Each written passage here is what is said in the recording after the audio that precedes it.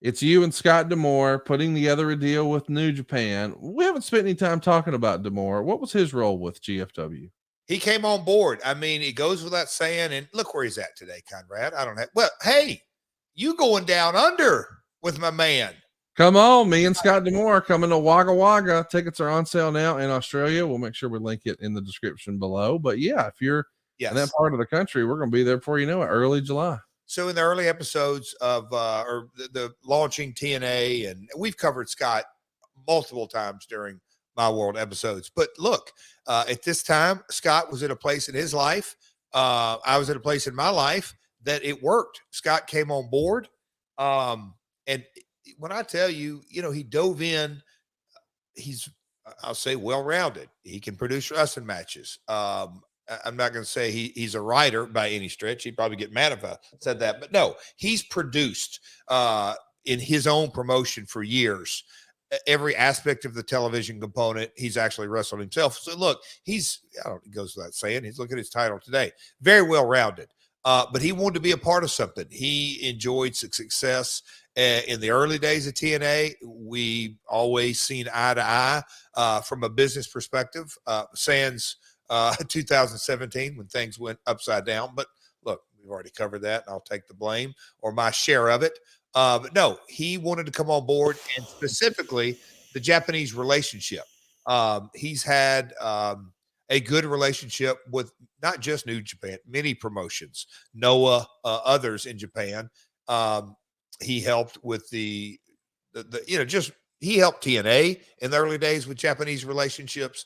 And so he was a conduit. And for the New Japan situation, again, the Bullet Club getting hot, they wanted to spread their wings. Again, people that are kind of new to wrestling, New Japan, I don't believe, had run anything really in the States. And so they wanted to spread their wings in the U.S. Obviously, I was putting the pieces of the puzzle together for promotion. And we said, hey, let's just form something. Look, there was no, I don't want to say radical meat on the bone. But again, I think they were looking as much for something out of me as I just wanted to kind of establish a relationship for future deals. Again, going into a network, when they ask you, all right, Conrad, I've completely kind of botched what is the reason for all the, in the notes, I knew something was going to trigger me. Whether it was AAA in Mexico, whether it was New Japan over in Japan, or any promotions throughout Europe, my vision was when you go in and you start pitching networks, or just, I don't even say pitching because there were pre-pitches. There were discussions to get the temperature. What talent are you going to use? What talent are you going to use? And when I kind of gave him the vision, that was something that always turned heads. Hey, I'm going to have multiple styles of wrestling. There's a strong style from Japan. There's a lucha libre in Mexico. There's, more of a mat wrestling and kind of British wrestling. And every now and then, if they really wanted to hear a story, you go into the Germany rounds and just all those kind of conversations. So that was kind of the genesis.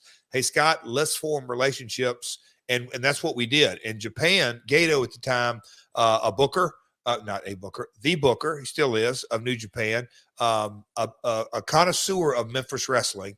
And he understood, he understood kind of the lay of the land. And that's how kind of the relationship of the beginning of New Japan and Global Force Wrestling relationship was.